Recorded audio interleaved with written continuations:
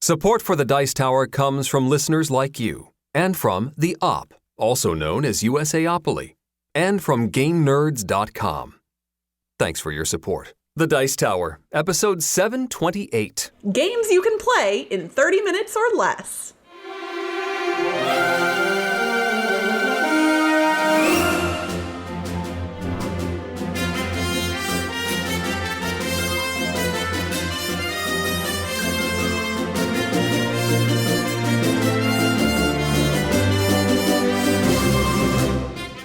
Welcome to the Dice Tower, a podcast about board games and card games, and especially the people who play them.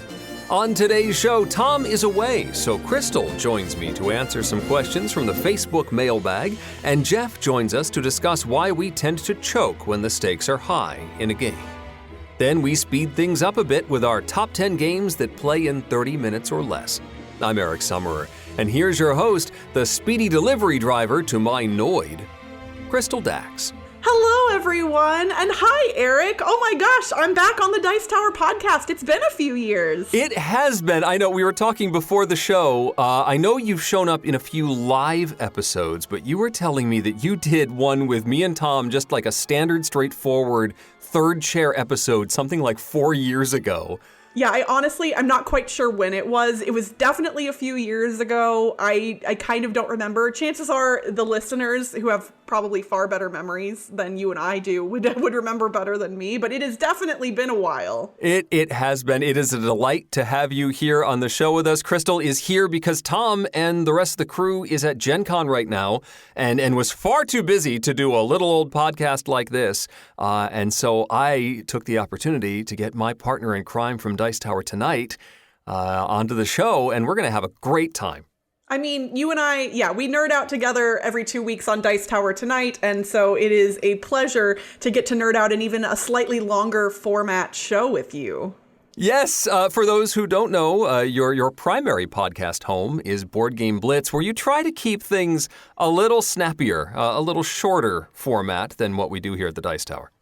Yes, all of our episodes are 30 minutes or less, which is very apropos considering our subject tonight for our top 10 list. It's almost like we planned it, even though we didn't quite. It just sort of worked out that way. Yeah, it really kind of just fell into our lap, and we're going to run with it. Excellent. We should probably kick things off with what we do every time here on the Dice Tower and talk about what we've been playing lately. Crystal, as the guest for the show, I think you should go first. I would love to, Eric. So I have been playing a lot of games online recently, like a lot of people. And I've gotten to try some new ones, but I've also gotten to dive more deeply into one that I really love, and that is The Crew. So I imagine regular listeners of the Dice Tower have probably heard people talk about The Crew endlessly for about the past 2 years or so. I don't know who has done that. I know, right? Like, who could that be? But I recently finished all 50 missions of The Crew for the first time. So while obviously I had given impressions about the game on my podcast and other places, when I first started trying it out. In fact, the first time I got to play it was on the Dice Tower cruise in January of 2020.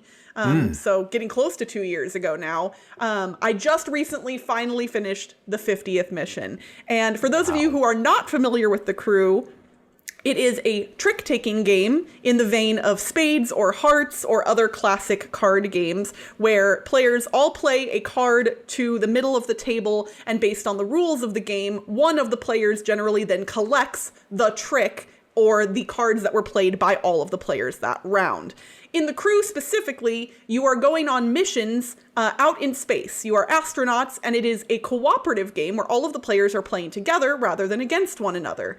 There is a logbook that contains 50 missions. Each mission has different rules and requirements that must be followed to complete the mission, and they do get generally progressively harder as you go. So mission 1 has a specific goal that is very simple. It is, I believe, just one player needs to take one particular card amongst all of the tricks that are played. And by the time you get to mission 50, you've got, I think, upwards of 10 individual tasks that must be completed by the players. I loved this game when I was first introduced to it, and I love it even more now. And even though I have finished all 50 missions, this is not the end of my playing of the crew. I will definitely play this game more in the future. It is really fun, and I think it'll be neat to kind of pick and choose which missions I want to go on. I will say I'm probably never going to play mission 34 ever again. Okay, all right. 34 specifically. The rules of that particular mission dictated that at no time could any of the players have won 2 tricks more than any other player. So all of the players have to be within 1 of each other in the number of tricks that they've won. Whoa. And the commander of the mission, meaning the person who was dealt the 4 rocket card, which is the trump suit in the game, they must win the first and last trick. So, like, it is, me and my friends who have been playing this regularly, we tried mission 34, I'm not sure how many times. It was a lot. We actually stopped and then we went to 35 and, like, went through some of them and came back to 34 because we were so frustrated with it. We did eventually complete it along with all of the rest of the missions. So I want to say that if you are a person who has played any trick-taking games in the past and enjoyed them and you haven't tried the crew yet, I would highly recommend it. It is really fun and it varied, and the challenge of each mission is unique. But even though I've done them, I don't feel like I will never play that game again. And I think that's an important thing to note. Although I've heard, Tom's thoughts on the new Mission Deep Sea, the standalone sequel to The Crew, that is releasing soon, or I think it's already out overseas. And I definitely want to get that game and check it out as well. But until that's in my hands, I'm going to keep loving and enjoying The Crew, which was designed by Thomas Singh and published by Cosmos. I love The Crew as well. I have not gotten anywhere near Mission 50. How many times did it take you to get through Mission 50 to complete it? 1 time. Just once. Just once. Now, admittedly, there's an interesting point here because the game allows for anywhere between 2 and 5 players.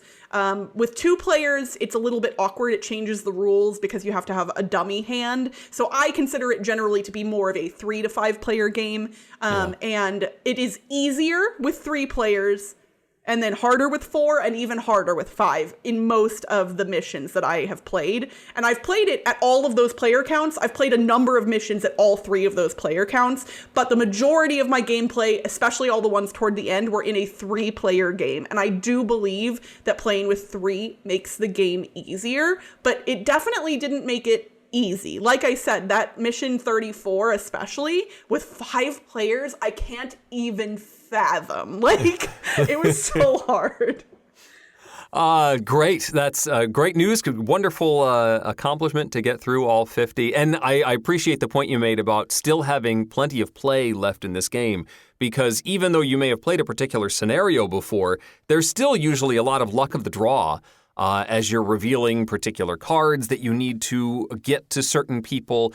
Sometimes that's fairly easy if they're 2 different suits and wildly different values. They may be very easy to get to a particular person. But say you have the number 5 blue and the number 6 blue that have to go to different people. That can get very tricky if folks have different combinations of cards in their hands. So there's vast differences even within the same mission in The Crew. Absolutely. And yeah, some of the missions have you choosing tricks kind of blindly, or the commander has to assign the tricks out to the other players, and all they can ask is, do you think you could take this one or not? And like there's limited communication in this game. You're really not allowed to talk during the course of the game, which admittedly my friends and I kind of broke to some degree, especially when we got to 34. At one point I was like, y'all, we got to figure this out. We're just going to talk through this. I mean, we weren't telling each other what was in our hands, but we were definitely table talking more than the game intends for you to. But in my mind, we were all, in the same headspace as far as that was concerned. And we had tried it hardcore legitimately a lot of times. And I was just like, we have to beat this. I can't say I've completed The Crew until we beat mission 34. Yes. Well, excellent. So next, for me, I'm talking about a game that I backed on Kickstarter enthusiastically because this has a subject matter that is very near and dear to my wife's heart, and that is the yarn arts. This game is called Ravels. And it's produced by XYZ Game Labs, and it's designed by Adam McCrimmon and Jordan Miller. Ravels is a pretty straightforward resource collection game that is about collecting yarn from the yarn store and turning that yarn into objects and then turning in those objects to complete what are called projects, sort of orders. So you may collect different colors of yarn, blue, green, purple, and you have maybe a recipe or a pattern in front of you that says, if you have 2 purple and a yellow skeins of yarn, you can turn that into a teddy bear. Or if you have 3 of the blues, you can turn that into a hat. And so there's hats, there's teddy bears, there's sweaters that you can then produce, and then you can turn in groupings of those objects to complete orders, which will earn you points. That's generally what you're doing. The mechanism of the game is that you have a unique player character that has sort of strengths and weaknesses, and they have a few basic actions on their little board. You've got 4 squares. On your turn, you're going to move your marker to one of those squares, one that you haven't been to on the last turn. You have to move your marker to a new action. And it's stuff like going shopping, collecting cards that represent yarn from the yarn store, or completing projects. And that's turning the yarn into those objects. Or let's see, what else is there? There's some trading. You can trade in certain colors for other colors. And then there's usually some sort of special ability that you are better at than others. Some are better at shopping or completing projects, or there's combinations of those other basic actions that you are trying to complete. And then there's projects, special projects that may show up. There's some group projects that are available all the time, and then there are some special projects that will show up in the deck, one of which is a unique project for your character that gets you extra points if you complete it, if you're able to get that project in front of you. And those are assigned to the person who reveals them on their turn, and they can send it to somebody else, because if you don't complete a project, it's negative points at the end of the game instead of positive points. So late in the game, you might want to give this complicated project to somebody else because you don't want to deal with it. At the end of the game, when, it's when the deck runs out, the deck of projects runs out, the game will end. And you're going to end up getting negative points for not only the projects you didn't complete, but also extra yarn in your stash, which is one thing my wife said was absolutely not realistic about this game, because if you talk to any knitter, their stash does not empty. Your stash is never empty. You are supposed to acquire as much yarn as possible. And in fact, that was her strategy in the game, was to acquire as much yarn as possible. And it opened up her options enough that she ran away with the game. My son and I could not catch her. This is a lovely produced game. It uses those game trays, inserts, some nice little yarn pieces, wooden yarn pieces, and really cute projects. There's some Doctor Who references and Potter references, and what else is in here? There's a bunch of really cute personal projects that show up in the deck that are worth extra points. Some fun little action cards, event cards that show up. It's well done. And a nice family weight resource collection drafting game.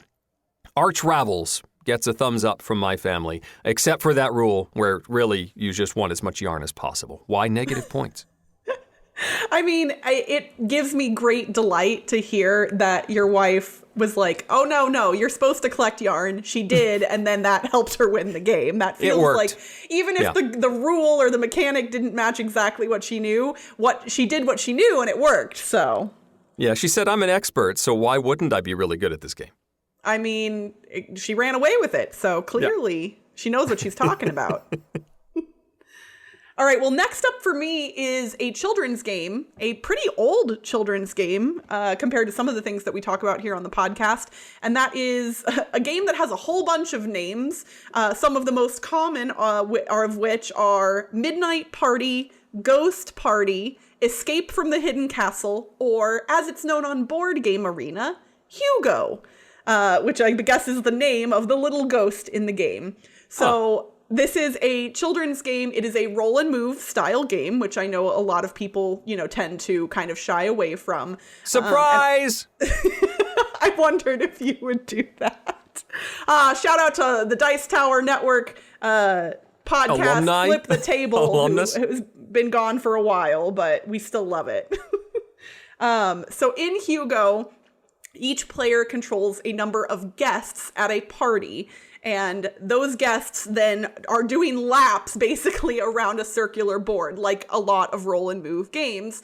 And there is a ghost, I guess named Hugo, who comes up from the stairs and chases the guests around the party. Every turn, a player rolls a die that has values from either 2 to 6 or 1 to 5. And then the sixth side of the die is a little ghost symbol. If a player rolls the ghost symbol, Hugo moves up to his movement speed, and any guests at the party that he moves past or onto get frightened, and they get sent down to the bottom of the stairs, and they get fright points. Those fright points are not good, and you do not want to get them, and depending on where your placement is on the stairs, where other guests have been sent, you might get more or less fright points. There are rooms that the guests can kind of hop into to get away from the ghost on their turn. This is one of those games that, it is definitely a children's game. It is definitely simple. And when someone offered to teach it to me on BGA, I was like, okay, sure, whatever. And we started playing, and my initial sentiment was, this is dumb, but I kind of like it. Okay. It is what it is. It is definitely light. It feels like something that adults would play at a party where they were consuming adult substances, or a really good family game for kids, because it is silly and fun and strategically very simple. I think this one is pretty neat, and it has been published a whole bunch of times since it first released in 1989. It was designed by Wolfgang Kramer, who a whole bunch of board gamers know from a whole bunch of different games. Yeah. And I think the most recent English edition was published just a few years ago. It was a Spiel des Jahres recommended game in 1989 when it was originally released, and it won some awards in the early 2000s in Japan, or it got nominated for some other awards. So I was pleasantly surprised by what is, at the end of the day, a pretty simple children's game, and I lost horribly. So that says something, that I still enjoyed the experience. It was just very fun to be like, the guest is right there in front of the ghost, don't roll the ghost symbol, and of course they roll the ghost symbol. And since this one is on Board Game Arena, it's free to try out, so I recommend it if you're looking for something very light and a little bit silly. So that is Hugo on Board Game Arena, otherwise known as Escape from the Hidden Castle, Midnight Party, or Ghost Party, depending on the edition you find. Very cool. So next, I'm not going quite as far back as you just did, Crystal, but we're going to begin in 2013, where at Gen Con, one of my biggest surprises and delights was a game called Gravwell. This was designed by Corey Young, and he originally published it with Cryptozoic, but then it later moved to Renegade Games. And the new second edition is soon to be available from Renegade Games. Gravwell Second Edition takes the basic concept of Gravwell, where you are a trapped starship. Your engines are dead, and you're in this strange zone, and you are trying to get from the center of this spiral to the outside of the spiral. Basically, get along a linear track, move a certain number of spaces, and escape from the ninth dimension. You do this by playing cards that will use your tractor beam to latch on to nearby objects and either draw you toward them, hopefully like leapfrogging or slingshotting you past them, or repelling you from the closest object. Or you can there are some cards that will draw all of the nearby objects toward you and repel all of the nearby objects away from you. All of the cards in the game are, they not only have a value on them, like a movement value, but also a letter of the alphabet. And so on your turn, you're going to have a hand of 6 cards to begin a round, and you are playing one of these face down. and you reveal them simultaneously, and they resolve in alphabetical order. And so an object, you're going to latch on to the closest object to your ship, which when you play your card might be somebody that's right next to you, 2 spaces ahead of you. But if that ship moves away before your card resolves, your closest object may be 3 spaces behind you, and now you're going backwards. So everybody has some way to stop what is about to happen. If you're about to do something totally catastrophic, you have an emergency stop card that you can just flip and say, you know what, I'm not executing my card, and you get that once around. Now, that's all the same from what we've had in the original version of the game. The second edition adds another player. I think originally it played up to 5 players. Second edition now plays 6. And if you have that many players, what they do is split you up. So you have half of the players in the center of the board and half the players at the end of the board, and they have to basically crisscross. You now have to get to the opposite side of the board from where you started. So you end up having like 2 3-player games where they're leapfrogging over each other, and then you crisscross in the middle, chaos, and then you end up on opposite sides again with a couple of 3-player games. There's also some shipping containers. They used to be derelict ships in the original version, but now they're just sort of dead objects that you can grab onto very early in the game or in the middle of the game and leapfrog around. So that's one of the changes, is that now more players can play. They also have some new sculpts for the different ships, some really cool looking ships. They were all the same in the original version. And each of these colored ships has not only the emergency stop, but extra abilities that can get armed and triggered. If you don't use your emergency stop, you can turn on one of your other abilities as well when you head into another round. And these break the rules in all sorts of different ways, based on what color you're playing. You have your own unique set of 4 of these abilities. And some of those can trigger if you cross over the center of the board or end exactly between 2 other players or something like that. That gives you some sort of game-changing ability. I like the variation. I like the new molds. The graphic design of the board is spruced up just a little bit. It's great to see Gravwell with a new audience. And you can play the basic version. It has all the components you need to play classic Gravwell. But now there's a lot more to enjoy in Gravwell 2nd Edition. If you don't have Gravwell, have not been able to get Gravwell, I certainly recommend getting this one. An upgrade, if you already own Gravwell, I think, yeah. Especially if you've been looking to play it with more players and maybe longing for those new special abilities for the different ships. So big thumbs up for one of my favorites, Gravwell 2nd Edition. I do think that this game has been kind of underrated or a little bit under the radar for some people, and I do have the Renegade version of the game of the 1st edition in my collection and really, really enjoy this one. So I'm very curious to try out the new edition. I don't know if I'm gonna buy it just because I'm in that weird phase where like I'm trying not to buy games that I don't need, but then of course I think I need a lot of games, so it doesn't really. Well, I mean, certainly try it. I think the big difference is those player abilities. That's the thing where if you like that additional variability, like I chose the blue ship and so I get these powers this time, that's where the real differentiator is going to be. Okay, I'll have to give it a try sometime. Last up for me is not a board game at all. In fact, it is an RPG that I recently got to play called Alice is Missing, published by Renegade and designed by Spencer Stark. Alice is Missing is a one-shot RPG, which means it is played in a single game session and then it is done. It is not a campaign-style game like a lot of D&D or other larger RPGs. Alice is Missing is unique compared to most RPGs in that it is played completely silently. No verbal speech is used during the course of the game at all. All communication between the players is handled via text messages. You do a little bit of setup in advance of actually playing the game. All of the players are assigned a specific character, and the premise of the game is that a junior in high school named Alice is missing, and no one knows where she is or what happened to her. All of the characters have relationships to Alice that are kind of predetermined to some degree. So like her older brother, a good friend, a person she's dating, things like that. And then when you are setting up the game, you establish relationships between the player characters to kind of build some backstory. And the game helps facilitate that with cards that provide prompts and information for you. When the game starts in earnest, it is a timed game. It is 90 minutes only, so it is relatively short compared to some RPGs, even one-shots.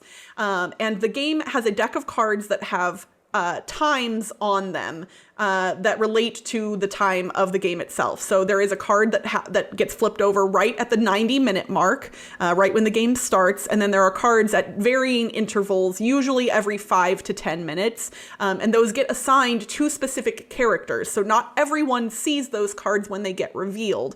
They will be assigned to a specific character who will look at the card and then act on the information on it.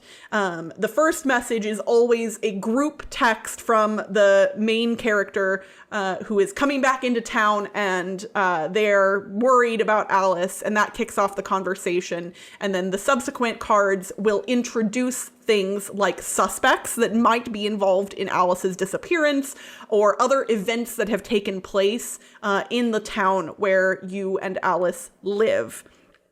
I was worried about how easy it would be to get into this world because it was text message based only. And I was pleasantly surprised to find that this was one of the most immersive and emotional game experiences that I've ever had in my entire life. When the game concluded, I and other players in the game cried. Like, that is how much it affected me. And that is not, like, games don't make me cry. That doesn't tend to happen.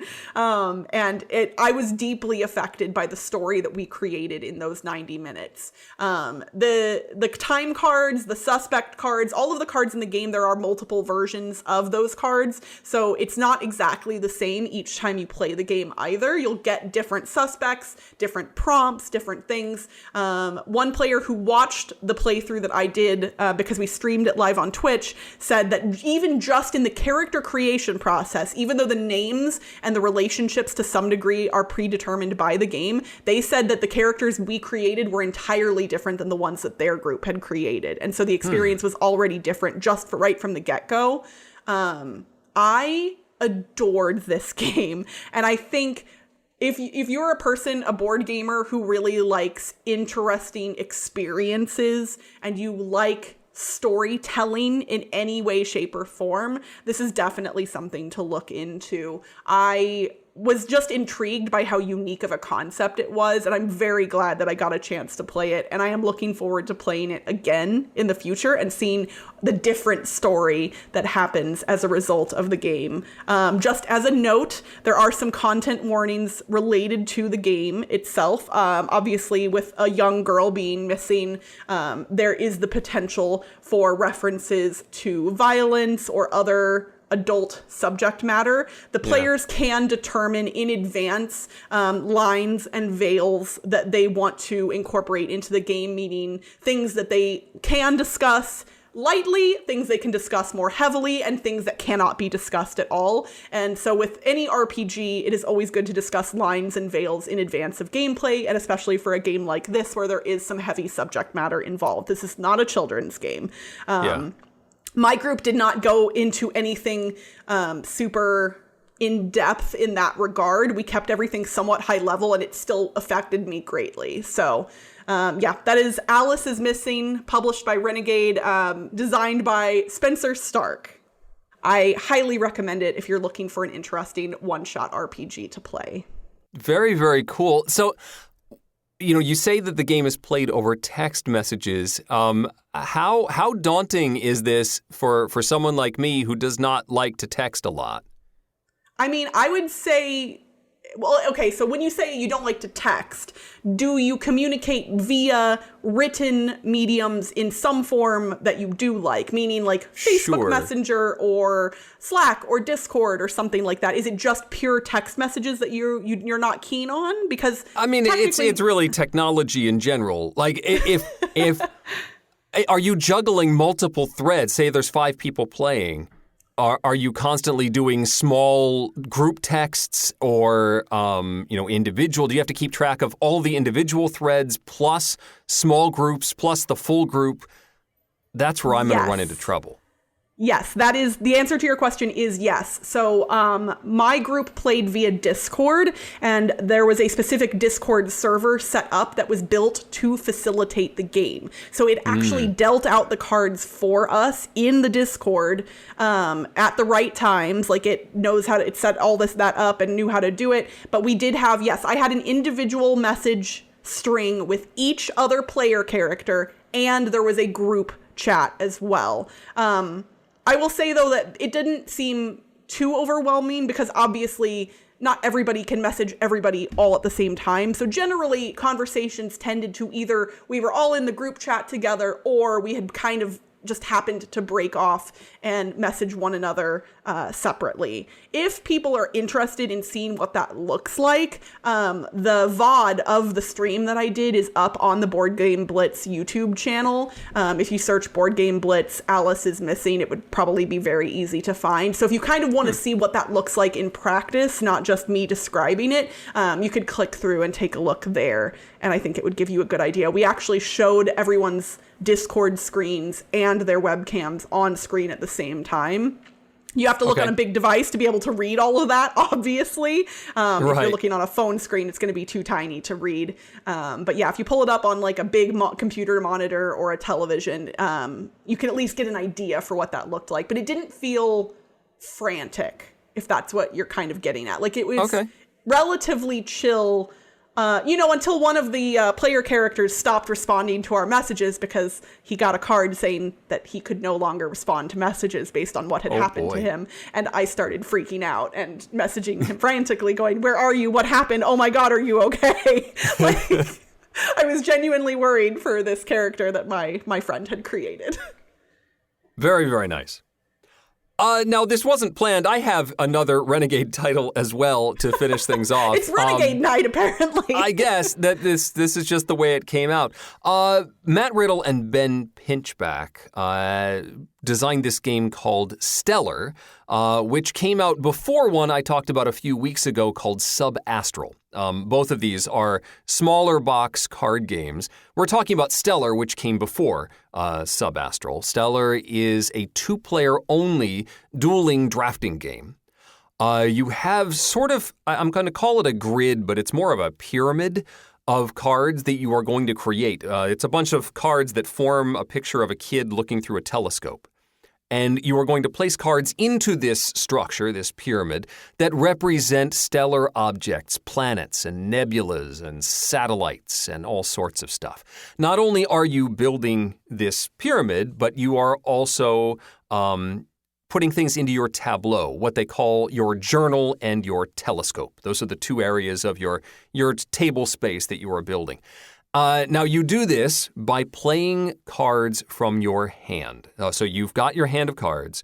There's also a few cards that are off to the side, 4 cards that are in displays 1, 2, 3, and 4. And actually, no, it's more than that. You have 5. Yes, there's 5 of them. So you're going to play 1 card to either your telescope or your journal. And then those cards have numbers on them, and they also have basically a suit. So there's a planetary suit, and there's a stellar objects suit, and there's a satellites suit, stuff like that. You play one of these cards, it goes into a suit. If it's in your journal, you're going to put it with the other cards from that suit. If it's in your telescope, it has to be built next to other objects of that suit. So the first one can go anywhere, but after that you have to build off of the ones you've put out there already. And so then you look at the number, say it's a 3, and you look to the side where the cards are laid out, and there's a number 3 card. You get that number 3 card, and it has to go in the other of the 2 places. So if I play into my telescope and I take the number 3 card, then I have to put that number 3 card in my journal. This sounds super confusing, and I even skipped a step because you start by taking one of those cards along the side. 1, 2, 3, 4, 5. You actually take that into your hand. That's how you get cards into your hand. So you take one card from the side, then play one to your telescope or your journal, and then take another card from the side and put it in the other place. The goal of all of this is to basically create groupings. Each of the cards has a star level on it, so you're trying to get lots of stars in your telescope, and you're trying to make runs in your journal so that if I have, in the planetary suit, if I have a 3, 4, 5, and I have 4 stars worth of things in the planetary suit in my telescope, my total score is going to be 3 times 4. I get 12 points for the planets. There's also some majority scoring for who has the most points in the upper section, middle section, and lower section of the telescope. If you manage to get all 5 suits in your telescope, then you're going to get an extra bonus. And that's generally it. Once you have filled in all of the spaces in your telescope, you've played, 11 or 12 cards, the game's over. And you total up the scores. It's a twisty drafting mechanism, for one thing, but one that once you get the hang of it is pretty cool. And especially later in the game when you're trying to manipulate stuff to get the one hole in your run in your journal or to get the number of stars you're really hoping for in your telescope and how to make that all work, it's really cool. I like this one better than I liked Subastral. Subastral plays more players, but this one felt like a much tighter experience. And I really, really liked Stellar from Ben Pinchback and Matt Riddle and Renegade Games. It sounds interesting. I think I'm definitely going to want to check that out at some point. It's a good one. All right. Have you ever had an experience where you are doing well in a game and then things just go horribly, horribly wrong? Oh gosh, so many times, Eric. Well, Geoff has a name for all of that. 3,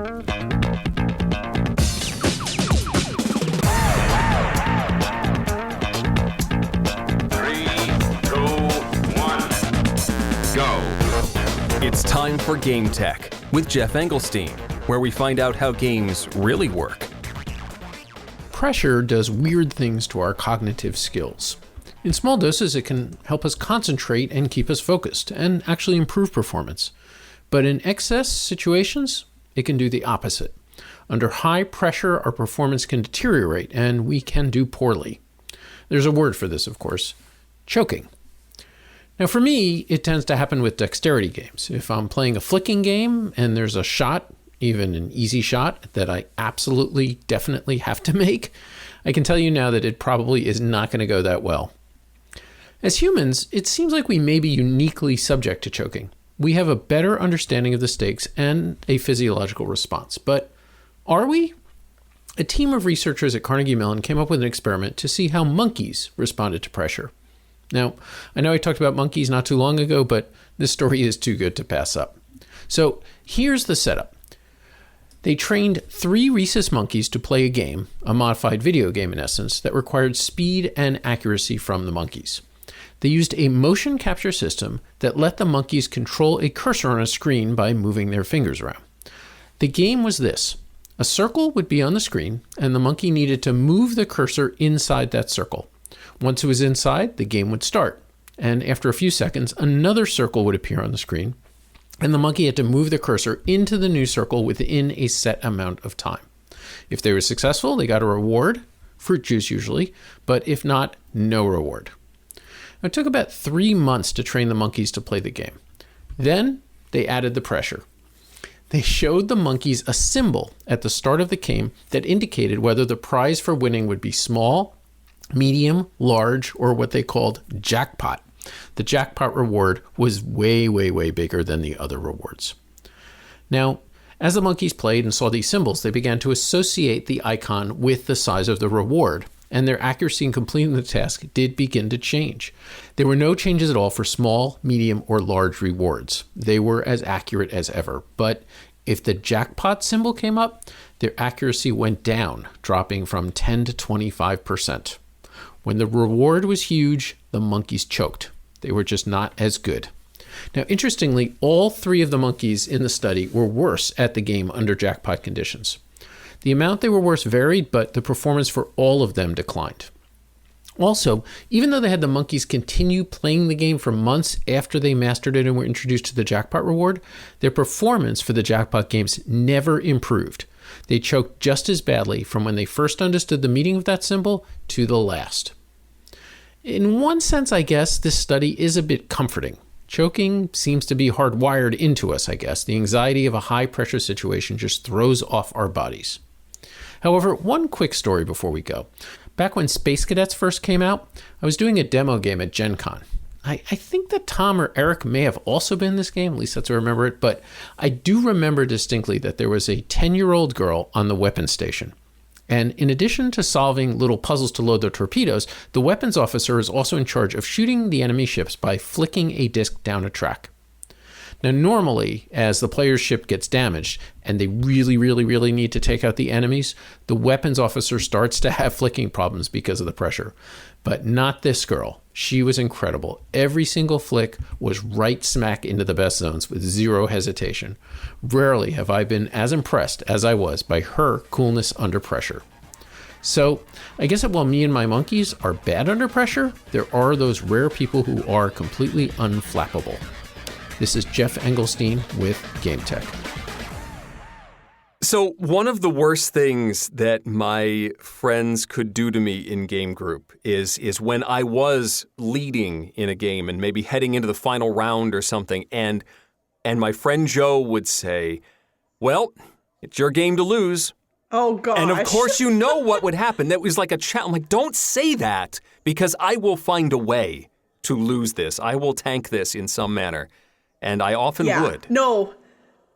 And I think sometimes this happens too. It's not even like an end of game choking thing, but sometimes it's even like a middle of the game thing. Like if you've come out to like a big lead early, I think that can also like just, give you extra pressure, because like if you're that far ahead that early, then how could you lose? Oh, yeah. And I also sometimes like, I think my own brain works against me. Like things that should be easy just become more difficult, which obviously the monkeys were dealing with the same thing there. And this is that game show thing that happens where when you're watching Jeopardy at home, the questions seem so easy, but you Yes. know that when you get in that podium and you got to hit that buzzer, like it's difficult. Yep. Yeah. This happened to me on Board Game Arena. I forget what, I think it was Splendor. I was playing Splendor on Board Game Arena, and there's a chat as we're going along, and at one point one of the other players said, "Well, I think this game's over for me. I can see Eric's plan." And I'm like, I don't see my plan. What's my plan? Oh. Wait, you mean I could win this in like 2 turns? And I don't know what I was supposed to do. And I don't think I won that game. I think I'm like, I wish I knew what I was doing. I will admit, I sometimes feel like maybe I'm not that smart of a person when I play some games, because I tend to win a lot when both I and the other players are new to a game. So when nobody completely understands the rules or what's going on, I pick things up quickly, so I tend to do well in that first play. Mm-hmm. But then, once I and everybody else knows the rules and knows what we're supposed to do, I do not win that often. So I'm not quite sure what that says about me, but clearly it's better for me to not completely understand a thing. Right. I think the same thing happens to me a lot as well. I usually do well in that first play. I think that the key is that you can only play anything once, and then you have to stop. You can't play that again.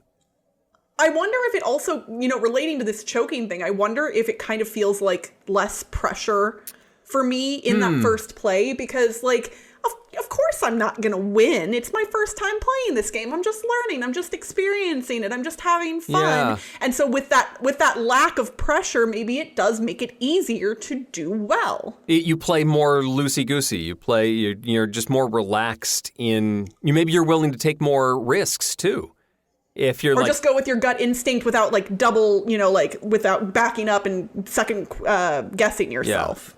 Yeah.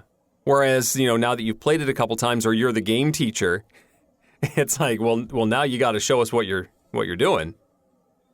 Oh, absolutely. I've definitely taught games and then did very poorly at them. I actually taught code names to some coworkers a few years ago and thought I did a pretty good teach, and then we went to play the first turn, and I gave the first clue, and immediately pointed them straight to the assassin. And so, I don't know if that was choking per se, but I definitely felt pressure to make this a fun experience, and I ended up completely ruining that first game, and then I had to do the whole, so I was just showing you what not to do. Let's set that up again. If this were a real game, yeah. Yeah.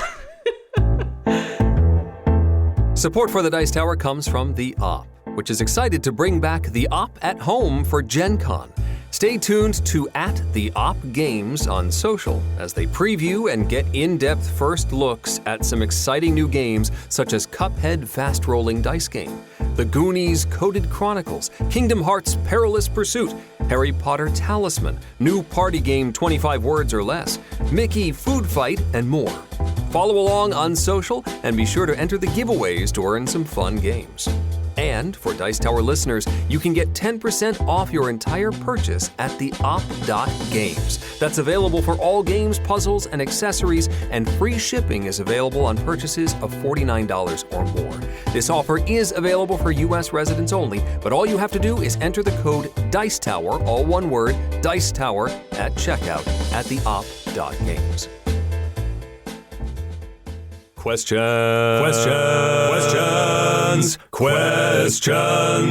All right, so Drew asks, he says, there have been many challenges that have arisen from the pandemic, but one thing that it has allowed him to do is reassess his collection and work on his shelf of opportunity.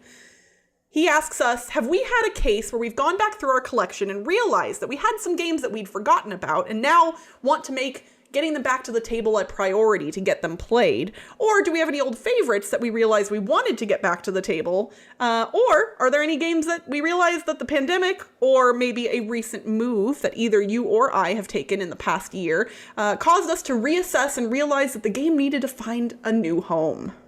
Well, certainly that has happened, especially the act of packing up and moving your collection and then putting it back up on a shelf or putting them in stacks for a while, or culling that collection before you have to move it somewhere, certainly has played a part in bringing some of these titles back out again. And I sort of pull something and say, oh man, I really need to play this, like Potion Explosion, or I really want to play Power Grid with the kids and see how that's going to play. I realized I hadn't played Power Grid in a long time.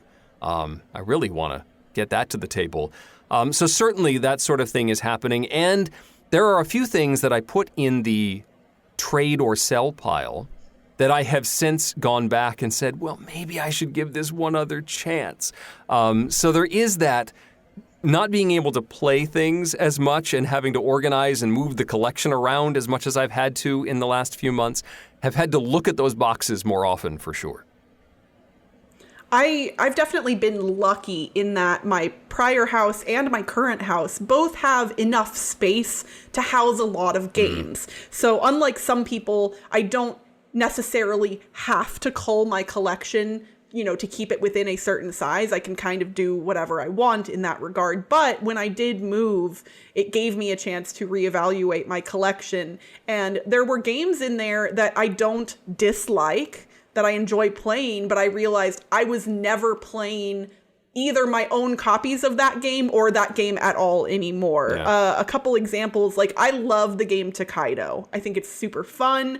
It is one of my best friend's favorite games. And so inevitably, all the times I ended up playing Tokaido over the past however many years, it was their copy of the game that I was playing, and I never played my own. And so even though I like the game, I was like, there's no reason for this to stay in my collection because I'm never going to play my own copy.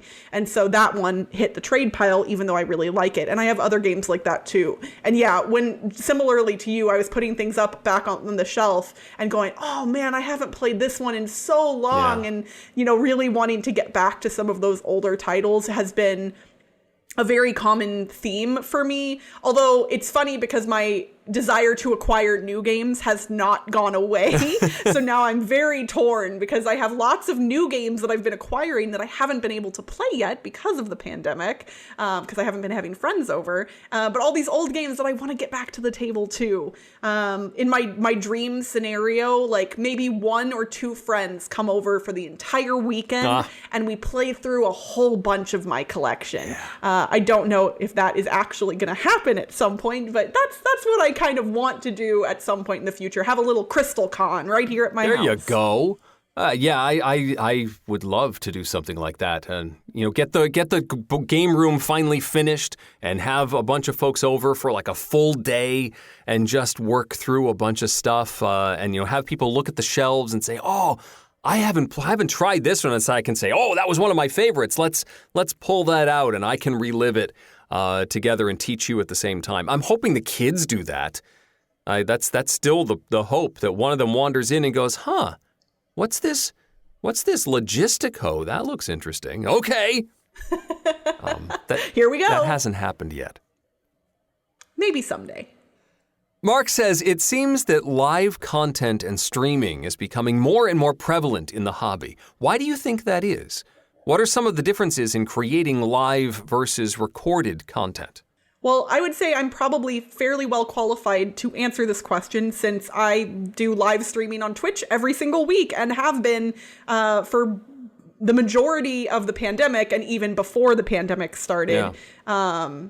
I would say that it is becoming more prevalent or more popular because people see other people doing it and go, that looks like fun. Yeah. And as far as like content creators are concerned, it's fun to find new outlets to, play board games and show off board game content. For me personally, one of the biggest differences in creating live content versus recorded is for live content, there's no work after the fact. Right. You do often have to prep in advance depending on what type of a live stream you're doing. But once the stream is done, the work is done. You don't have to do any editing or post-production work. So that is intimidating for some people because they like to be able to show off an edited, polished version of content. But for me personally, I actually like live content the best. I like speaking off the cuff and getting to interact with the live chat. It is one of the things that I like best about your and I's Dice Tower Tonight show is that we have that real-time interaction with the people who are consuming the show. And for me, especially during the pandemic, that has supplemented a lot of the social interactions that I'm not getting to have outside anymore. I had a weekly game group that I was meeting with at a game store before the pandemic that, hasn't gotten back together yet, and we're not planning on anytime soon, just for safety reasons. And getting to interact with a live audience does kind of fill that need for me for that social interaction. So I think that's probably one of the reasons it's become especially popular during the pandemic. What do you think, Eric? Well, I mean, you've pretty much covered everything I was going to say.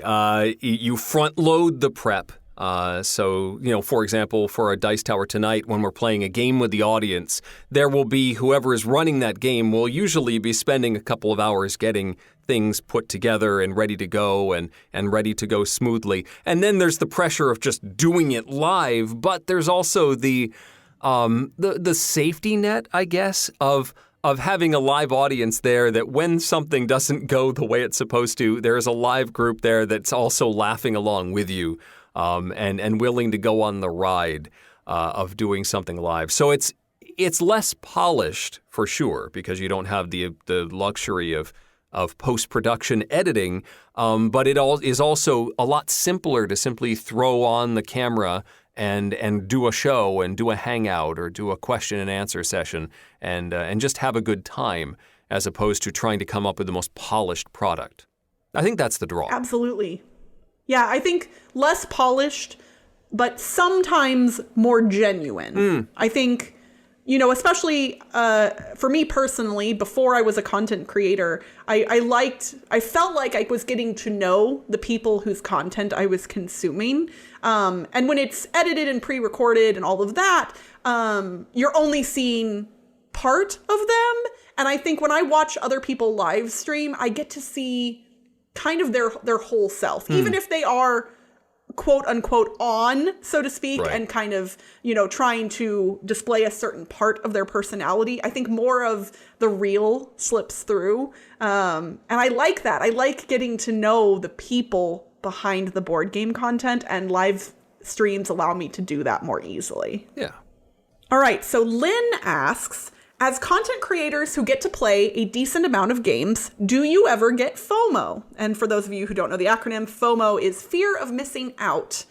Is there a level of game playing that one gets to where FOMO is no longer an issue?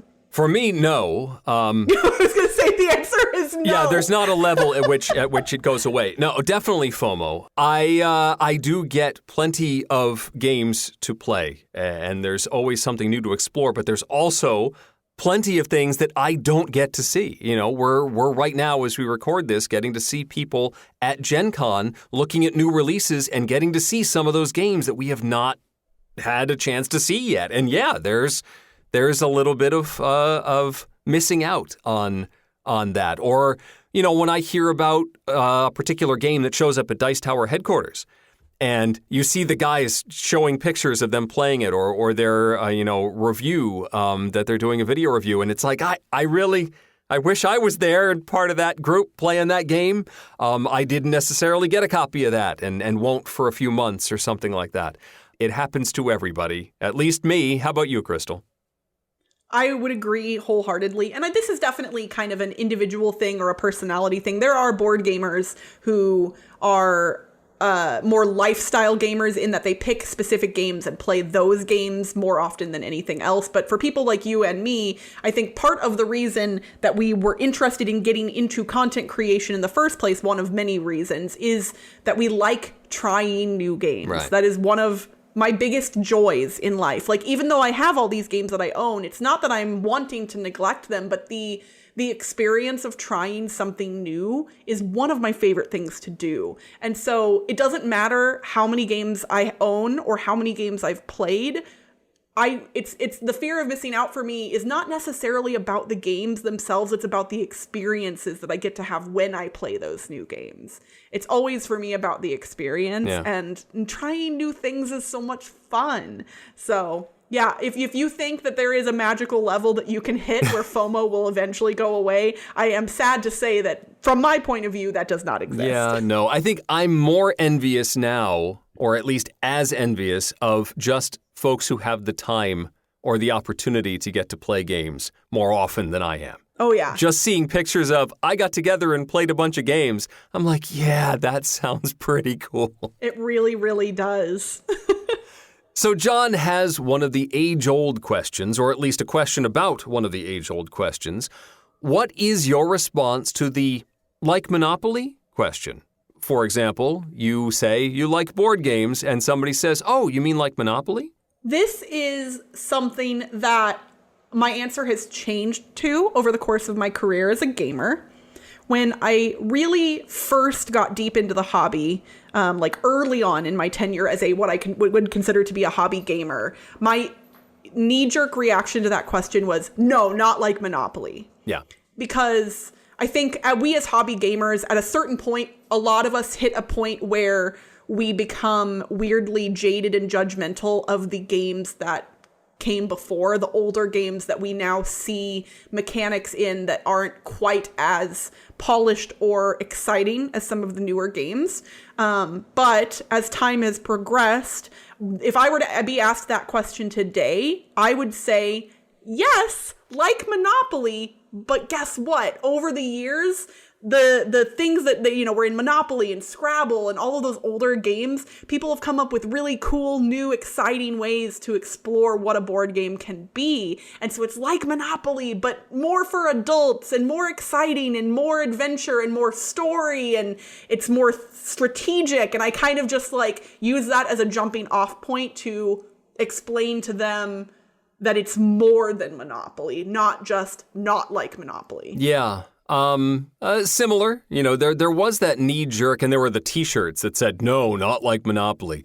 I think that sometimes does a disservice if you are immediately dismissive of Monopoly, because for many people outside of the hobby, that is the entry point. That's maybe their whole experience in playing board games, and that could be positive or negative for them. I like to try and get the personal connection as quickly as possible. So somebody says, oh, like Monopoly? Well, yeah. I play lots of styles of games. Did you like Monopoly? Do you like playing Monopoly? And if they go, yeah, I really like that one, then I can say, well, there's a bunch of, trading and economic games that I really, really like that are maybe a little faster or play with more people or, are a little sillier, something like that. But if they say, yeah, oh, man, really, I have some terrible memories. Like, yeah, well, that can happen too. So what do you like to play? Or I like this game better. But make that connection with the person asking the question before you immediately jump to the, no, not like Monopoly with the eye roll. I mean, because at the end of the day, Monopoly is a board game. The things that hobby gamers are playing are also board games. So yes, like Monopoly, but different. Yes. All right, so Tim asks, if you could play right now and have the right group, what heavy, medium, and light games would you choose to play at this very moment? Not necessarily your favorites, but the games you want to explore more of if you had the opportunity. Okay. If I just could summon a group, I think I've got a couple. I'd be looking at doing some, review games, stuff that I've had on the shelf for a while and just haven't gotten the group together to play. So there's a game from Board Cubator, from the folks that made Project L. They did a space game called Space Race that I really want to give a whirl. I think that's on the heavier end, so that might be my heavy game. Light game, I'd love to play more Cubitos. I want to play more of that. Ooh. Yeah. I want to work my way through all the cards in that game. And I got something straight down the middle. Is Power Grid 2? I just mentioned that Power Grid would be really fun to play again. I'm going to say that's middleweight. I think that counts. Yeah, there you go. I want to play all the maps of Power Grid that I haven't played in a while. Nice. So for me, I've been acquiring a bunch of new games recently that I haven't gotten to the table yet. So obviously those would kind of be near the top of my list of things that I want to try. If we're talking about like games I've already played and want to get more out of, Walk and Roll, Walk spelled W-O-K, designed by Daryl Chow from Ori Game, is one of my favorite new roll and write games that I have really kind of fallen in love with and haven't gotten to play as much as I would like. So that's definitely one for me on the lighter side. A little heavier than that, Destinies. I only got to play once with my game group before the pandemic ramped back up again here in Vegas. And I was really looking forward to digging into the rest of the scenarios in Destinies. So I want to get back to that at some point, even though I don't own it. And then what's another one? Oh my gosh. You know what I want to do, Eric? I want to play Kalis in person. Because I learned Kalis. I played it for the very first time during the pandemic on Board Game Arena, and I have since played it a whole bunch of times on Board Game Arena, and I've really fallen in love with it. And I know everybody's gonna be like, "How did you just play Kalis for the first time?" Hey, it's like that. It's a classic, and it was one of those games that it was a heavier Euro, and I was just like, the king was too imposing looking on the box. He just scared me away. Yep. Yeah, and then I played it and I fell in love with it, which since I'm really normally I like theme and story heavy games, Kalis didn't seem like something that would resonate with me, and it really did. And I haven't gotten to play it in person yet on a real board, and so that would be one for me that I would like to do as well. You talking about working the beginning of a game and not being able to complete your campaign got me thinking I'm going to swap out Power Grid and put in Pandemic Legacy. Either finishing Season 2 or starting and completing Season 0. Either one, I'd be happy. Yeah. If there was a way for you and I to play Season 0 together somehow, like remotely, I would totally be down to do that. Ooh. I don't know. I know there was a module for Tabletop Simulator that was the demo, but I don't think it plays the full game. Probably not, would be my guess. Diana asks, what would you tell your past self 1 year ago, 5 years ago, 10 years ago about the hobby now? This is a huge question. And it's one of my favorite thought experiments in general, not just about board games, but like kind of in life. I'm gonna let you go first, Eric. I don't know if I could, do the full division. I think I'm just going to go back to the 10 years. And so 10 years ago, my youngest was just an infant, and I had a 3-year-old. And so I would probably be saying, eventually you're going to have time to play games again. And eventually your kids are going to be interested in this. I know you've been hoping for this, but they are going to, on occasion, want to play this stuff. And the big proud moment is when they will be teaching games and enjoy teaching games to their friends at conventions and at school and stuff like that. So that's one aspect.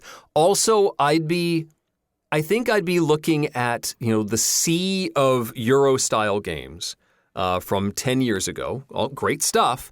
But I would also say, there's more than this out there. More diverse designers, more perspectives, more themes that we will see in 10 years and are continuing to see. And it just seems like instead of you talked about the Kalis guy, there are fewer dour European monarchs on the covers of boxes these days, and a lot more interesting, diverse voices, spaces, hobbies, themes that we're seeing, and that's very exciting. And I would have, probably said, you know what, this isn't all there is. There's going to be a lot more wide-ranging stuff coming up. I think I would think similar things. Literally 10 years ago was when I moved into kind of a big house for the first time. And I was just starting really my own collection of board games. I got into the hobby in 2007 when I still lived in Kansas City, and I was playing my friend Ben's games. And now, or at that point, I was, I think I owned a handful of games like Betrayal at House on the Hill. I think I owned a copy of Munchkin, things like that. And I think I would go back and tell myself, your love of these games, it's legitimate, and it's only going to get better, and it's going to grow. And all of the content creators that you're starting to discover, they're all well and good, but you're gonna discover a whole bunch of new ones that have differing perspectives and differing backgrounds that are going to make the hobby more well-rounded. Mm-hmm. And as a matter of fact, you're eventually going to become one of them, and you're going to help in some small way make that happen. And it's going to mean something to people, and it's going to make a difference. And I think that would be something really good for me from 10 years ago to hear, because you always hope that the things you do will have a purpose and have an effect, and you don't know, right? Yeah. If you had told me that I was going to start a podcast with two complete strangers from Reddit and that somehow that podcast would not only work, but continue for now 5.5 years, I think I probably would have thought you were a little bit bananas. Yep. And I agree with you that the variety of games coming out is so much more diverse in theme and subject matter and designers and all of that at this point, and I am excited by that. I also would tell past self, hey, every time somebody mentions that the board game bubble is about to burst, tell them it's not. Because every couple of years, that conversation seems to come back around like, oh man, the bubble's about to burst. Yep. And it hasn't, and it doesn't seem like it's going to. And even, I mean, through a global pandemic, obviously there are a lot of issues right now with international shipping and product availability and things like that. And I do think that smaller publishers are going to have a hard time weathering some of those things that are happening right now. But I don't see any bubbles bursting as a result of that, because the people making board games right now are not just talented and creative, but they're passionate about what they do. Yeah. And the board game hobby will persist. It's going to stick around, and it's just going to get better. Yeah. All right, let's finish up with a very, very serious question. Very, very serious. Okay, Nick says, imagine, if you will, a world where board game components were made out of the resource or item they represent. Real brick in Catan, real birds in Wingspan, real quilt swatches in Patchwork, grapes and wine in Viticulture. Many games would be very heavy, of course, and some would need to come with animal care instructions, but many would also be quite tasty. Sushi Go, New York Slice, Chocolate Factory, or perhaps Point Salad for something lighter. Assuming that they were FDA approved, what game or games would you say would be most delicious at your dinner or gaming table? I mean, what would Agricola look like? That would be like a 5-acre box. That's a good point. So I guess I've got two answers. Just Desserts, the card game from Looney Labs, and Watzelpogue had a mixology game some time ago with tiny little liquor bottles. It was Last Call, I think was the name of it, but you were making cocktails. So I'll go with that one. Okay, I think that's a good one. I mean, the first one that came to mind for me is definitely Go Nuts for Donuts. Yep.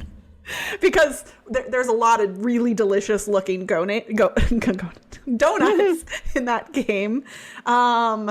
I also think, I mentioned Tokaido earlier in the show, and I think some of the dishes that you get at the inns in Tokaido would be really delightful to have. Walkstar. Where you're making all the Chinese restaurant dishes. Yeah. That would be good. Or what about a la carte? Yes. That has all of the different recipes that you're creating, and you gotta cooking up flip crepes. the crepe. Like, what if you had to flip a real crepe? Well, now you're just taking a cooking class. I mean, you can call that the a la carte home version. Yeah, you actually have to make a real. Yeah, you mean this game's gonna make me cook my own food? They just give you the ingredients. They don't actually give you the finished dish. It's the a la carte LARP. A la LARP. Yep, that's it. That's the answer right there. There we go. All right, it's time, Crystal, for the top 10. Woohoo! It's a Dice Tower Top 10! The Dice Tower's Top 10 list is brought to you by Game Nerds at GameNerdZ.com. All right, games that take 30 minutes or less to play. I have to be honest, Crystal, these are not necessarily the games that I immediately gravitate to. I find a lot of value in these games because I find they're very useful as welcoming games. They're great to play while you're waiting for, say, another group to finish what they're doing, or even just like an end of the night palate cleanser. These work really well, but I tend to just gravitate to maybe slightly longer, hour-plus games are usually my focus. So it's kind of neat to look specifically at ones that play quickly.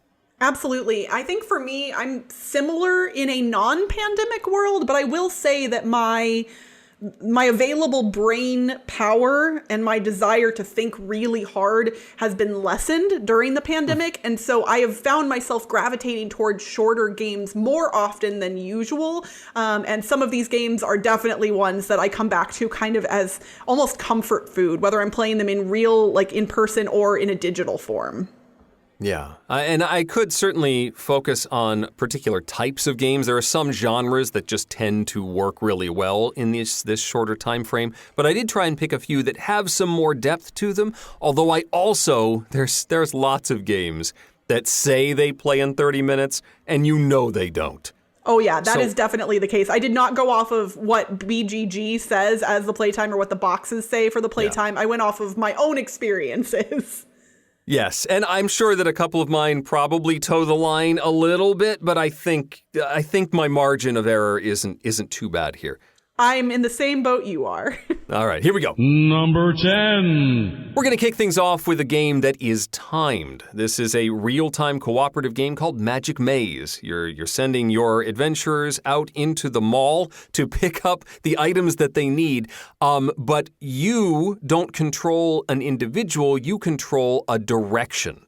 So you might be in charge of moving somebody north, and you can move all 4 adventurers north, but you can't do anything else with them, whereas somebody else at the table might have to go in the other directions, but you're not allowed to talk, and you're timed.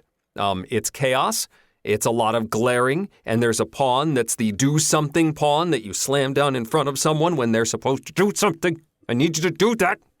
But you're not allowed to tell them what it is they're supposed to do. Magic Maze, number 10, it's quick. My number 10 is one of the 18 card games from Button Shy called Sprawlopolis.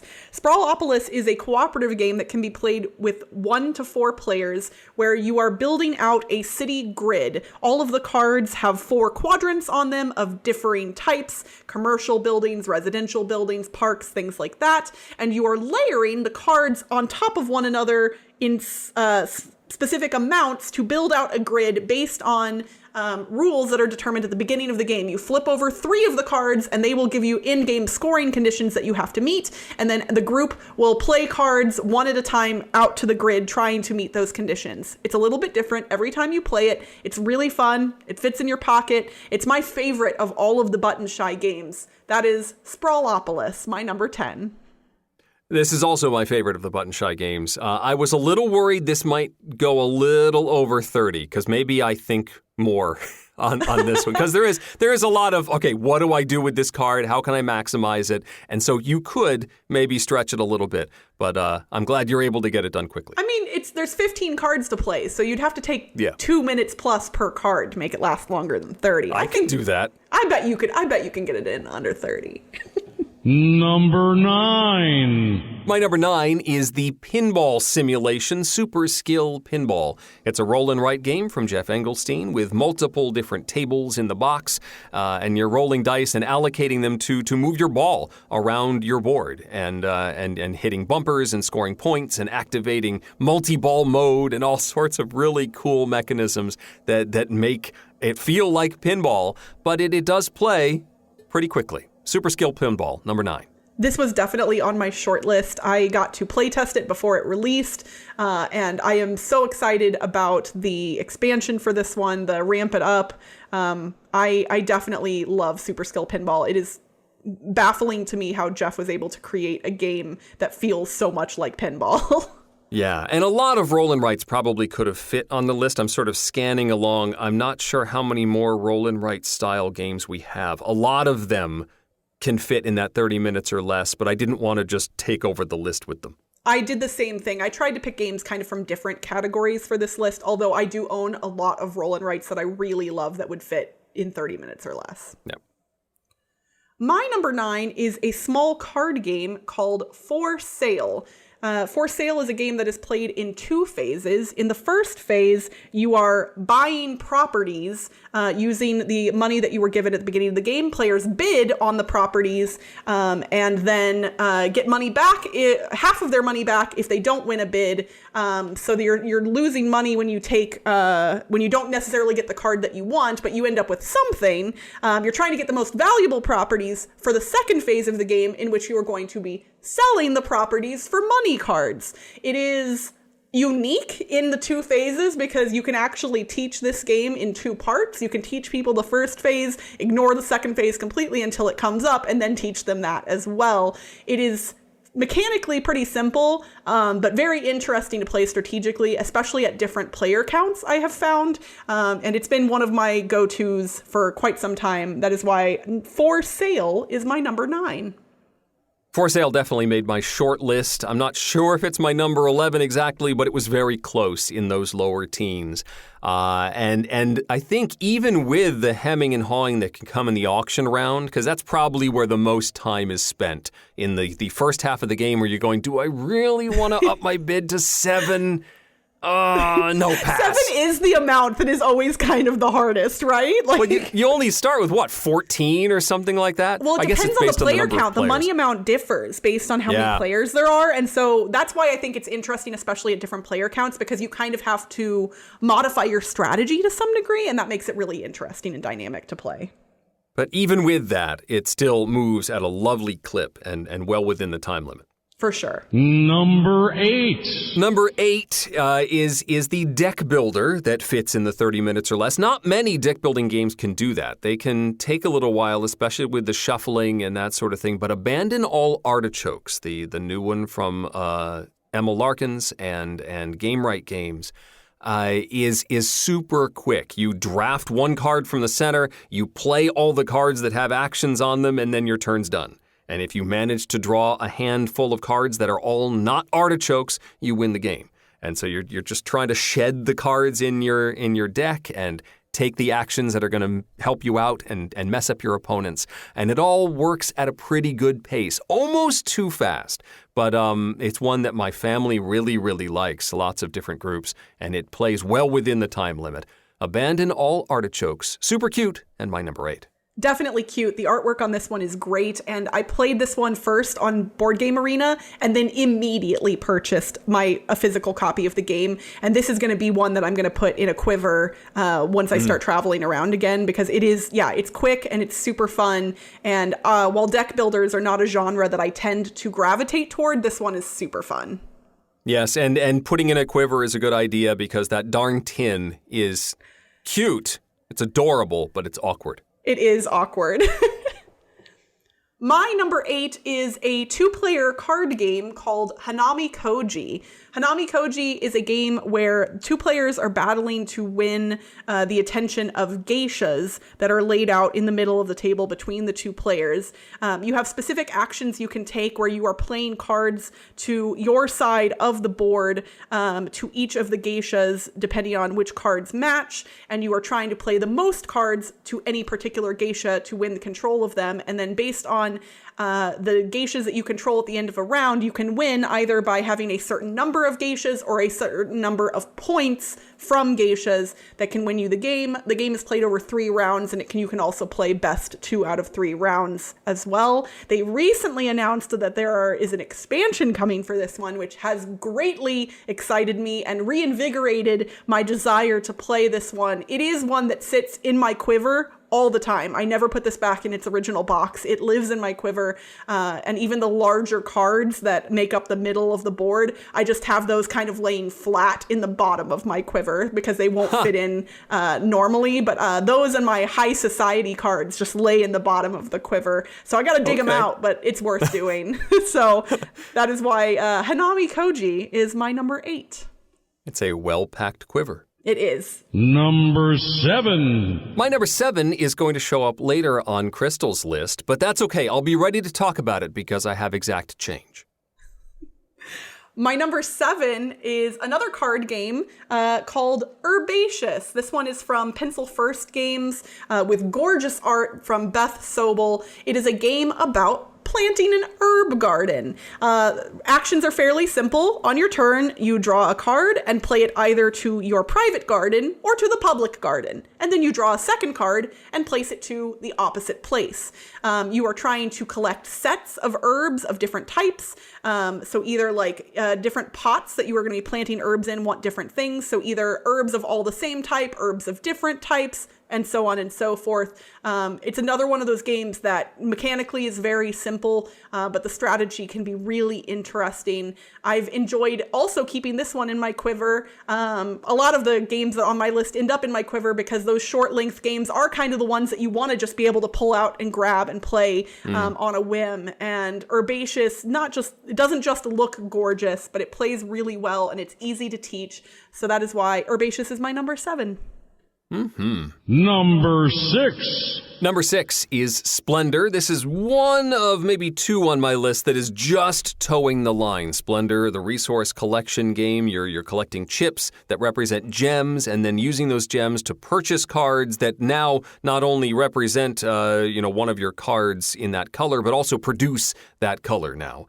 Making it easier for you to purchase the more expensive cards. It's a simple engine building game, resource collection game, but it has a lovely pace as you are getting these noble cards as you collect, say, 3 blue and 3 red and 3 white cards. You can claim this noble, which is more points. There are points on the more expensive cards, and it sort of snowballs toward the goal of 15 points. And you can do that well within 30 minutes. Splendor, my number 6.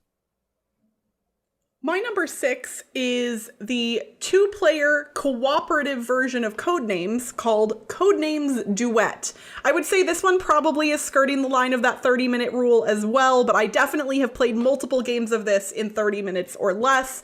In Codenames Duet, similarly to its older brother Codenames, you are trying to locate secret agents amongst a grid of cards with words on them. But because it is cooperative and 2-player, there is 1 player on each side of the grid, and you are looking at dual sides of a single card. And some of the secret agents that you can see on your side of the card are different than what the other player is seeing. But collectively, you are trying to locate all 15 or so of your agents together by giving clues that relate to the words in the grid.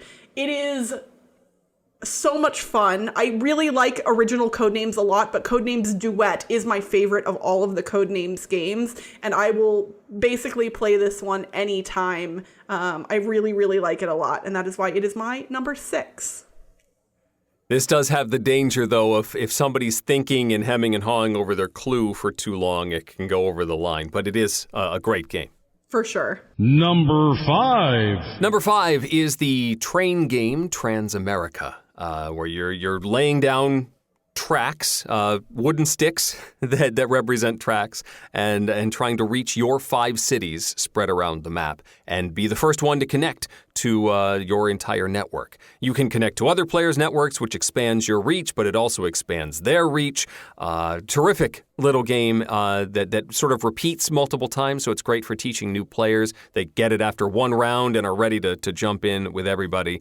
And you can finish. It only takes maybe 3 or 4 rounds to complete the game and have somebody emerge as the winner. So Transamerica, well within the 30 minutes, and a lovely little train game, number 5. I really enjoy Transamerica. It's one of those games that I like every time I play it. I don't necessarily think I need to own it, but anytime it's brought out, I am happy to play it. My number 5, I already talked about earlier in the podcast, and that is The Crew. This is one of those ones that, what do you consider to be a game of the crew, right? Because obviously with all of the missions available to you, playing a single mission could be counted as a single game, but usually you're not going to play just a single mission when you sit down to play The Crew. So in my mind, I'm often going to play this one for longer than 30 minutes, but it would be incredibly easy to just play it for 30 minutes, kind of in between other games, or like you said, at the end of a night, kind of as a wind down thing. So because I can't really quantify any specific amount of time, I had to include it on this list. It's just great. I talked about it a lot earlier. It's my number 5, The Crew. Yeah, I mean, I think I'm going to call it a technicality because I think every time I have played The Crew, I have played it for longer than 30 minutes. But an individual round, you can play this as many rounds as you have time for, whether they're successes or failures. Each round is just a hand, basically, of play. And so it's only a few minutes per round. You could certainly fit in many rounds in 30, but I end up playing more. I mean, yeah, it's one of those things, like if somebody said, how long does it take you to play the crew? How would you answer that question? Right, you can't. You can't. play until you're done playing. Yeah. And so if you say you only have 30 minutes, I would say, well, we can still play the crew. Yep. You can. Number 4. One other category that probably could have lots of entries on this list is dexterity games. And the selection that I picked for that general category is Clask, the 2-player hockey-like game with magnetic pawns where you're trying to score goals but also avoid these little barrier stones that if too many stick to you, you lose a point, and also try not to fall over or fall in your own goal. There's some cool strategies. There's bank shots you can do. You really feel like you're becoming an expert quickly when you play Clask. And one round can certainly fit into the 30. You could probably play 2 or 3 rounds within 30 minutes of Clask. Number 4. This was on my short list for sure. I adore Clask. And if anybody listening is somebody who has enjoyed air hockey at some point in their life and they've never tried Clask, I would highly recommend it because it really gives you that air hockey vibe, but obviously in a much smaller footprint. And it is so much fun to play. That it is. My number 4 was Eric's number 7, and it is a roll and write or flip and write game that I love. In fact, it is my favorite of that genre, and it is Let's Make a Bus Route. Let's Make a Bus Route is from Sashi and Sashi, and it is a game where players are collectively drawing bus routes via dry erase markers onto a shared board. It makes it unique in that most roll and write games have you writing on your own board or score sheet, but all of the players are drawing on the same board in this game. And it is really, really, really fun to have all of that traffic, so to speak, building up on the board as multiple people draw routes in the same places, and you're trying to get from one place to another to complete both your private goals and also the objectives that are on your score sheet in general. I just love this one to death. You and I have each also played the newer 1 to 2 player version, the dice game version of Let's Make a Bus Route, which I do like as well, but I still prefer the original Let's Make a Bus Route. So Eric, what are your thoughts on this one? Yeah, I like the multiplayer chaos of the full game. I really do like the dice game as well. But I like the pace of it all. It plays over, 12 cards is an entire game. And so you are moving at a pretty good clip. And at the beginning of the game, it's like, yeah, I can get where I'm going. There's plenty of room for me to move around. Hey, what are you doing here? Get out of my way. And now suddenly you are having to drive on some very crowded streets, which loses you points in the game. So there's a lot of interaction and play and decisions to be made in Let's Make a Bus Route, but within that time limit. Number 3. Number 3, I sort of spoiled at the when we were playing in Dice Tower Tonight just last week. And we were talking about games that are good for team building. This is a cooperative real-time game called Fuse. It's from Kane Klenko. It is a dice drafting game. You are trying to complete a certain number of puzzle cards amongst your whole group. And these cards might be make a pyramid using dice that have to ascend in order. Or you need 3 values that are all the same. Or you need a blue, a red, and a white that are all different numbers. Stuff like that. And you have to do this by drafting the dice. And on your turn, you're going to, or on any turn really, because it's real time, you pull out, for 4 players, you pull 4 dice, roll them, and then you have to draft those dice. But for some people, only 1 die may be useful on their card. And so you have to have these quick discussions. Please let me have that 4. Please let me have this die because I can't use any others. Or somebody else says, you know what, I could take any of those. You guys take what you want to do. And because if you have to take a die you can't use, there are penalties. And you have to complete enough puzzles to win the game before the timer runs out. Lovely little team game. Fuse, number 3. Interestingly enough, my number 3 game is also one that I mentioned on Dice Tower Tonight last week, and that is, I know, it is the party game Just One. So Just One is a cooperative party game where players draw a card from a deck and do not look at it. They show it to the rest of the players, and they select via a random number one of the words on that card. Then all of the other players must all secretly write a single word that they think will help the active player guess the word on the card. The active player then closes their eyes. All of the other players show the words that they wrote down to one another, and if any of the words match, they do not get to be shown to the active player. So you're trying to write down words that are obscure enough that nobody else would have written them, but that are close enough to the original word that it'll actually help the person guess what that word is.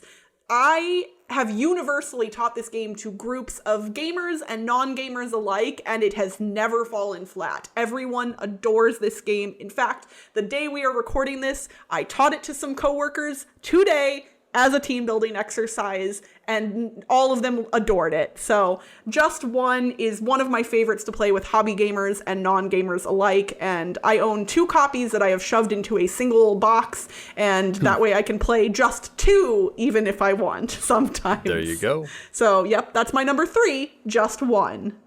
An excellent selection. I probably should have put this on my list as well. I think I was thinking it might be going over the line a little bit because you have to get through, like 13 cards? Well, it depends, because if somebody guesses wrong, you discard an additional card in addition to the one that you were playing. True. And that tends to happen for my group. We don't tend to not guess. We always guess, usually. Okay. So if we're playing by the rules strictly, we do not end up doing 13 of them most of the time. Although I will admit, we have played this game as an activity where we don't count out 13 cards. We just keep going until we're tired of playing it. So Yeah, I was just a little worried about the time, but it's an excellent selection. Number 2. My number 2, I could discuss the shape of the playing area. I could discuss what the dice in the game represent, but all I'm going to say, because I'm not going to talk about it now, is that I guessed that this was going to be Crystal's number 1, and I was right. My number 2 is one of my favorite board games of all time, and that is King Domino. King Domino is a tile-laying game where you are drafting tiles that look like dominoes. They have 2 squares on them of varying land types. You draft them and then place them into your kingdom via rules that are similar to dominoes in that one half of the tile must match something else that it is being placed next to at least. And you are trying to build up large areas of land types and also collect crowns that will then help those land areas score. I first played this game right after it came out and have never tired of it. I adore King Domino, and I've also played with I've played Queen Domino, and while that game was fine, I actually really prefer the simplicity of King Domino. Less time to set up, less time to explain, less time to play, but still really interesting strategies that come from the emergent gameplay in it. And so that is why King Domino is my number 2. And finally, number 1. My number 1, I will rarely refuse to play. If I have 30 minutes or so and somebody says, hey, why don't we play Can't Stop? I will sit down and play Can't Stop because it is as close to a perfect push your luck game as I can come up with. You're rolling 4 dice, you turn them into combinations, and those are the values you're going to move up the track. But on a particular turn, you can only move 3 values up the track. And as soon as you roll values that don't add up to any of those numbers that you're moving up the track, you have busted. So the goal is to stop before you do that so you can lock in your progress and work your way up these tracks. And it's all about probabilities and how far you have to go and what the other players are doing and maybe needing to push to try and claim a column before somebody else does. It's a lovely game with some cool choices and big moments every time you play Can't Stop. Number 1. I really do enjoy Can't Stop. It's funny, though, I've only played this game in a digital format. I've never actually physically played Can't Stop. And I'll admit, I've been paranoid that, like, when I rolled the dice that I wouldn't, like, see all of the combinations right away. Because when you play it digitally, it just shows you these are your options, and it makes it really simple. Obviously, I can do basic addition, but it kind of goes to that choking thing where you're just like, wait, what's 3 plus 4? I don't know. What are my options? Yeah, you don't want to miss the thing that's going to win you the game. Right. So, but I do really enjoy Can't Stop. Yes. All right, anyone who has listened to my podcast for any amount of time or heard me talk about board games basically anywhere will probably be able to predict what my number 1 was, just like Eric did. It was his number 2, and that is Strike. Thankfully, Ravensburger reprinted this game just a year or two ago, and so it is widely available once again. It was out of print for many, many years. Strike is a game about gladiatorial combat in an epic arena. Right? That's right, isn't it, Eric? Yeah, sure. Yes. Highly thematic. Dice combat.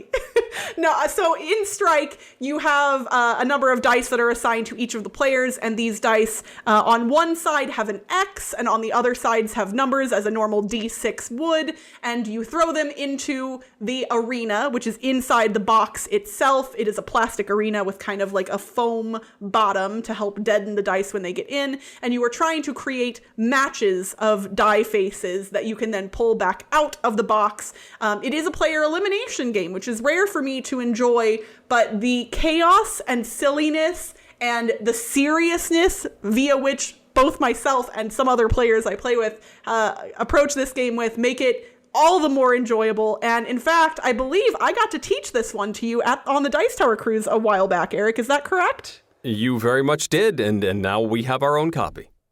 Oh, that makes me so happy. So why is it your number 2? I mean, I love the simplicity. This is extremely easy to teach people, and I really love one of the most effective catch-up mechanisms in this game. So somebody can sort of take a run at this game and start collecting a whole bunch of dice. They just manage to luck out and get lots of cool combinations, and they throw in 1 die and they pull out 4, stuff like that. So somebody can have just a big old mess of dice, but there's this mechanism that if you clear the bowl, if you clear the arena on a particular turn, then the next player has to throw in all their dice. And so when the player who only has 2 dice in front of them manages to clear the arena, and the person that has 12 dice in front of them now has to throw all 12 in the arena and hope that they don't roll a bunch of X's or that they still have a couple of combinations they can claim. There's that huge risk where they can really swing in the other direction. It's worked for my parents. It's worked for my kids. I've really enjoyed Strike. It is one of those games that inevitably every single time I play it has multiple moments where the entire table kind of exclaims, "Oh!" all at the same time. Somebody clears the bowl and then the next player throws their dice in, and even if they have a whole bunch, all of them match or they're eliminated, and then the next player has to throw all their dice in. And those moments feel like they theoretically should be rare, but they happen in every single game of Strike, and it's just delightful. Oh, and that is, believe it or not, another episode of the Dice Tower. Crystal, thank you so much for hanging out with me this evening and doing such a lovely job filling in for that other guy. Well, yeah, I mean, that other guy does have big shoes that I needed to fill, but I am delighted, as always, to get to hang out with you for a little while, and I am grateful for the opportunity to get to talk to the Dice Tower podcast audience once again after a few years of not being on the show. Indeed. And hopefully we'll get to, do another live show where there's usually some silliness to be had when we all get together. Oh my goodness, yes. The shenanigans will definitely return, I think, hopefully as soon as possible. And if you are a fan of shenanigans, as we mentioned at the top of the show, Crystal and I are both on a lovely video program called Dice Tower Tonight that airs every other Wednesday on the Dice Tower's video channel. We talk about games, sort of like we did here. We usually have a topic to talk about, and we play games with the audience live. Sometimes it's a published game, sometimes it's a adaptation of a game, sometimes it's something that we threw together at the last minute because we had a wacky idea and we wanted to see if it would work. And a lot of the time it does work, and we have a lot of fun. We definitely, no matter whether it works or not, we have a lot of fun. That's true. You and I basically just get to nerd out with each other for an hour every 2 weeks, and it's one of the highlights of that week for me, and always. I still think that even if no one showed up, we'd just talk about Star Trek for an hour. It's entirely possible. That is definitely true. So please join us for that.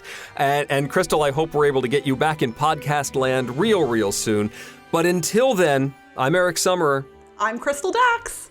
And you've been listening to The Dice Tower. Thanks for listening. Promotional consideration has been provided by game publishers in the form of review copies of games.